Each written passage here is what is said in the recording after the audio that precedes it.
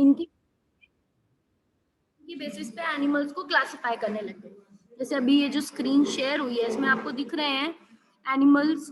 पहला जो एनिमल जो ब्लू कलर का पूरा एक फिल्म सा दिख रहा है that is sponge. Second animal जो आपको दिख रहा है वो स्नेल है, एप्पल स्नेल है जो कि चट्टान पे बैठा है। तो फोर्थ ऑर्गेनिज्म जो आपको दिख रहा है वो ड्रैगन फ्लाई है, ठीक है, ग्रास हॉपर जिसे हम बोलते हैं। एंड फोर्थ एनिमल जो आपको दिख रहा है वो आपका नीरिस है, नीरिस नाम का आर्थ्रोपोड है, ठीक है, जिसके पास मल्टीपल अपेंडेजेस होते हैं, पैरापोडिया होते हैं, सेगमेंटेड होता है ये भी, उसमें सेगमेंट दिख रही हैं और पर इसके हर सेगमेंट में लेग्स होती हैं जिससे ये मूव कर सकते हैं। एक्वेटिक एनालिड्स है, एनालिड्स है और एक्वेटिक है, ठीक है। तो ये आपका first level of organisation is the feature of the category categorisation of animal. Animal को जो हम क्लासिफाई करते हैं उसकी पहली कैटेगरी होती है ये हमारी लेवल ऑफ ऑर्गेनाइजेशन। आप देख रहे हो स्लाइड में आपको दिख रहा है सेलुलर लेवल ऑफ ऑर्गेनाइजेशन, कुछ एनिमल्स इसमें आते हैं जैसे sponges. Tissue level of organisation next to इसमें आते हैं जैसे सीलेंट्रेट्स जो कि टिश्यू लेवल से बने होते हैं। Third organ level of organisation platyhelminthes जो कि ऑर्गन लेवल से बने हुए होते हैं, पर्टिकुलर फंक्शन करते हैं। Organ system level of organisation annelids, arthropods, organ has associated to form functional system, मतलब बॉडी के अंदर ऑर्गेनिजम्स की बॉडी के अंदर क्या मिलते हैं आपको, ऑर्गन सिस्टम मिलते हैं। You find organ system in the body of animal, ठीक है। उसके बाद आपका आता है सिमेट्री। नेक्स्ट फीचर सिमेट्री है कि कुछ एनिमल्स एसिमेट्रिकल होंगे, मतलब जैसे स्पॉन्जेस होती हैं उनकी कोई सिमेट्री नहीं होती, बॉडी इरेगुलर होती है।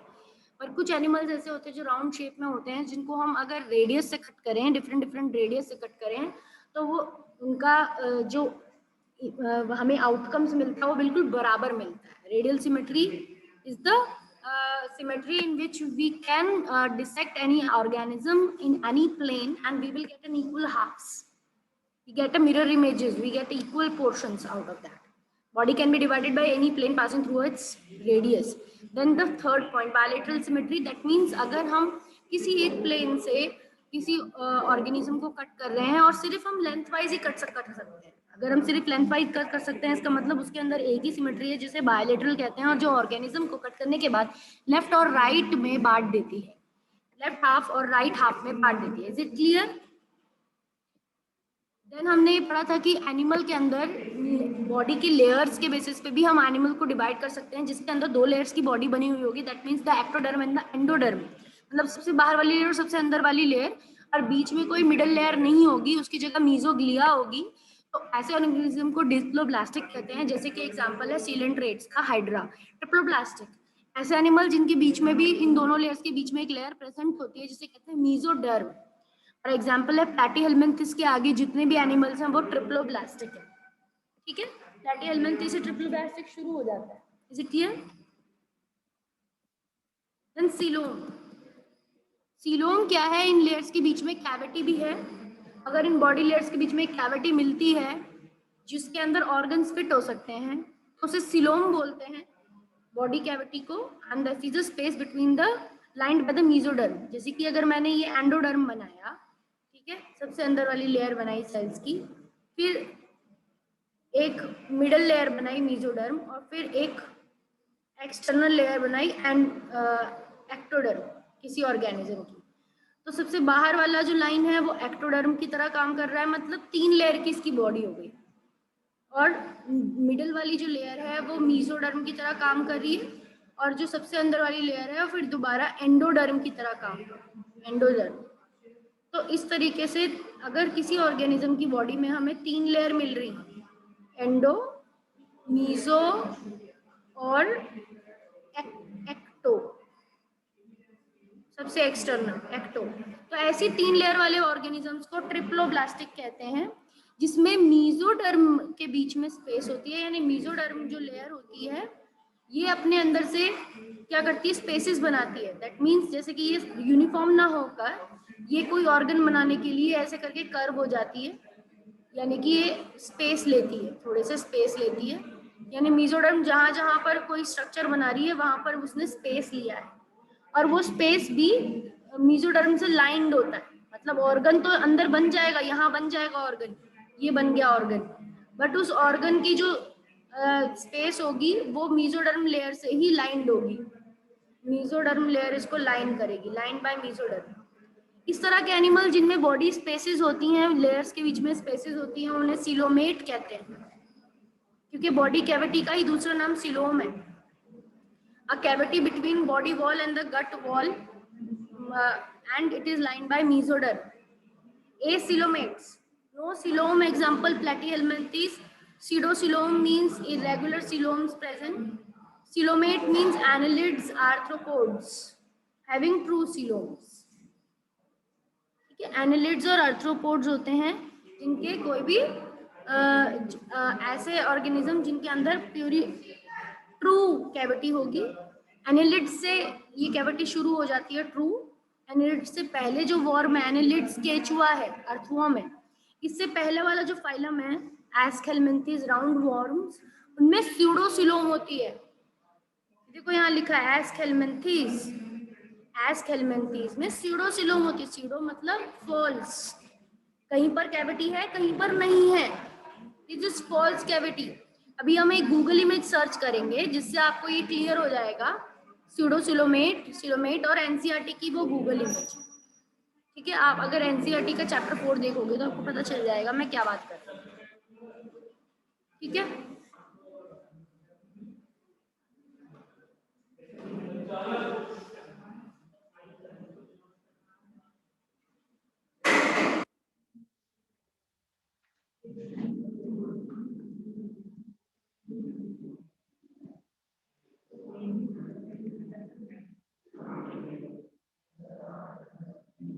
तो ये इमेज है, ऐसी इमेज एनसीईआरटी में भी दी हुई है।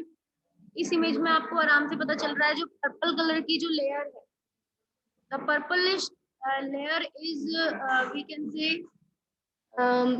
ectoderm, it is the outermost layer. ठीक है, and then the greenish layer which is shown in the middle is mesoderm, and then red layer is endoderm, and digestive cavity is there in that lined by the endoderm. अब ये ऐसे organism जिनमें एक भी cavity नहीं है, तीनों layer एक दूसरे से स्टिक हो रही हैं, इन्हें फर्स्ट तरह के एनिमल्स, फर्स्ट तरीके के एनिमल्स एसिलोमेट कहलाएंगे। एसिलोमेट मतलब प्लेटफॉर्म इनका एग्जांपल होता है। ये एनिमल, इनके बीच में बिल्कुल भी कैविटी नहीं होती।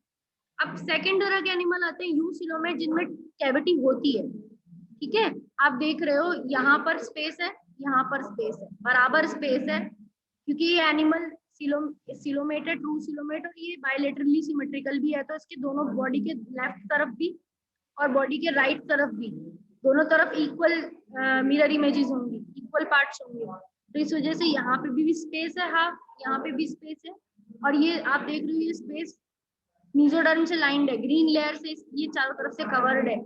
तो ऐसे ऑर्गेनिज्म को यूसिलोमेट कहते हैं। इनके मेंबर्स लिखे हुए हैं कौन कौन से के अंदर होगा, एनालिड्स में, मोलस्क में, आर्थ्रोपोड्स में, काइनोडर्म में, कॉर्डेट। सीडोसिलोमेट क्या होते हैं? सीडोसिलोमेट में फॉल्स कैविटी, आप देख रहे हो राउंड वॉर्म्स, ठीक है, राउंड वॉर्म्स में there is false cavity between them.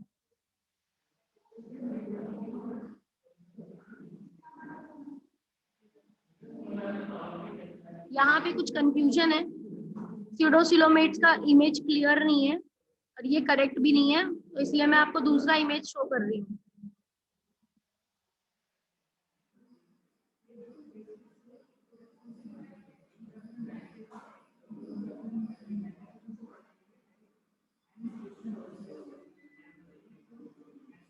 और एनसीईआरटी का इमेज मिल जाएगा तो वो more than better, but NCERT का इमेज यहाँ दिख नहीं रहा।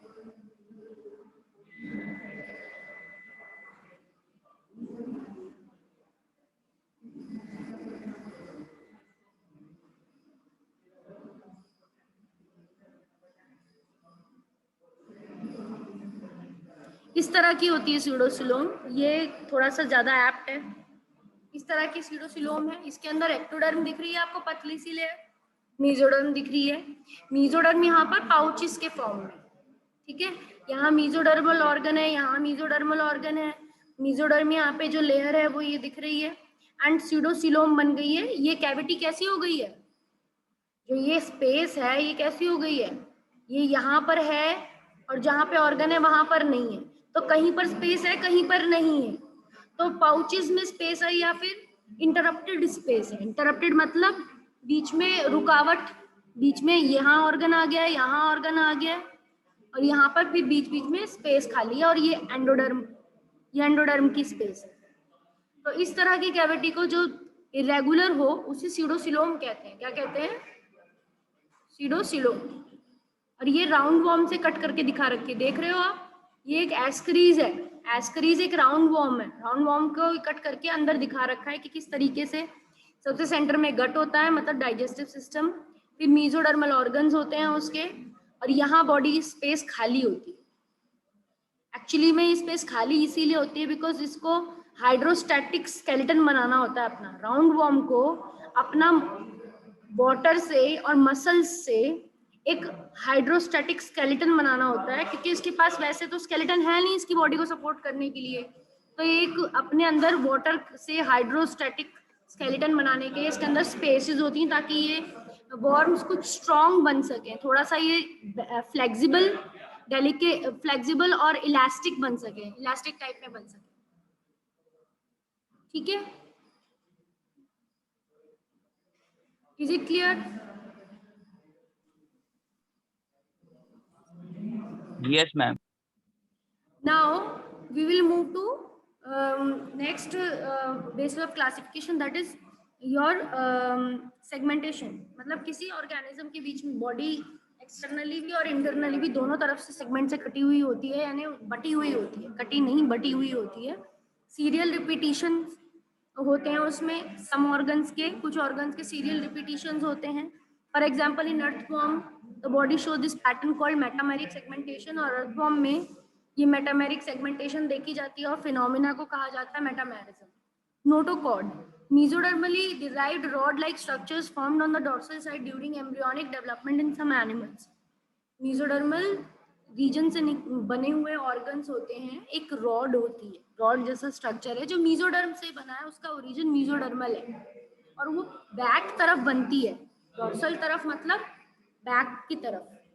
तो बैक साइड में जैसे मान लो अगर मैंने यहाँ पर एक वॉर्म सा बनाया, वॉर्म सा क्रीचर बनाया एक, तो इस वॉर्म से क्रीचर में इसका ये पोर्शन, नीचे वाला पोर्शन तो क्या हो जाएगा, वेंट्रल पोर्शन कहलाएगा। वेंट्रल मतलब बेली के तरफ का पोर्शन, फ्रंट की तरफ का पोर्शन बोल लो, या फिर बेली तरफ का पोर्शन बोलो तो वेंट्रल, और इसके जस्ट ऊपर वाला पोर्शन जो होता है वो डॉर्सल कहलाता है।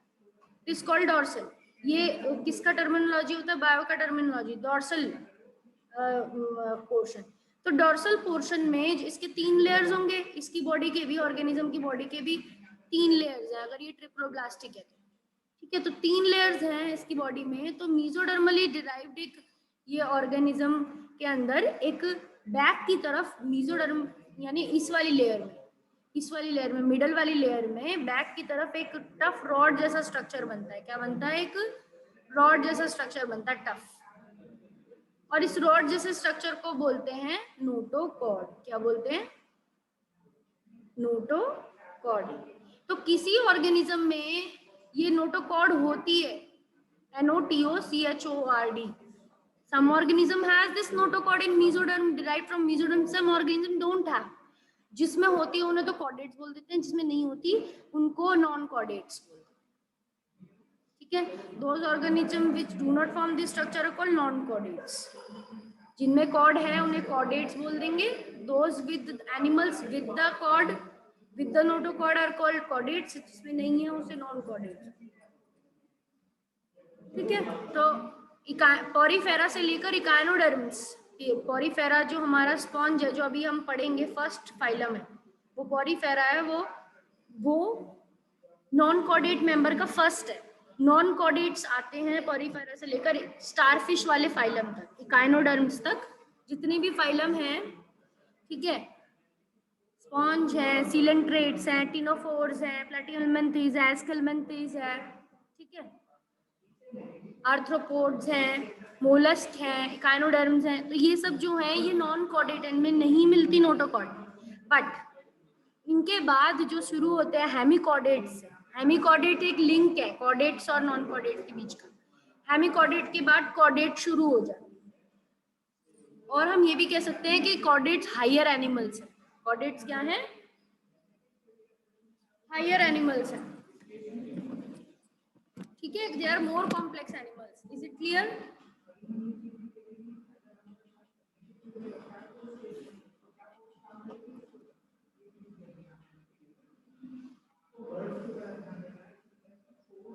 Is it clear, student? Yes, ma'am. Yes, ma'am. यहाँ पर एक और फ्लो चार्ट दिखा रखा है। Acoelomate no body cavity, mesenchyme fills the space in the body wall, pseudocoelomate false body cavity, pseudocoelom body cavity not lined by mesoderm, eucoelomate through body cavity, coelom body cavity is lined by mesoderm।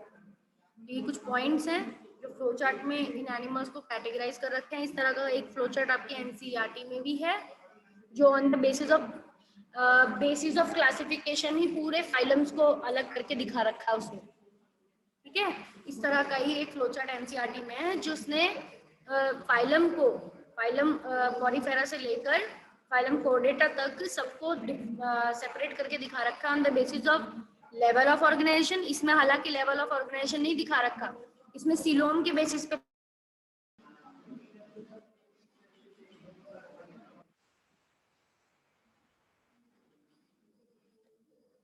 तो इसमें क्या है कि इसमें सारे organisms में body cavity के basis पे से बांटा गया है, बट इसमें क्या नहीं है, पॉरीफेरा एनिमल का फाइलम नहीं दे रखा है, सिलेंट्रेटा नहीं दे रखे। तो यहाँ देख रहे हैं कि इन्होंने सिर्फ सीलोम को कंसिडर करके ऑर्गेनिजम्स को बांटा है। प्लैटीहेल्मिन्थेस से इन्होंने शुरू किया। Is it clear? Next, Porifera का पहला मेंबर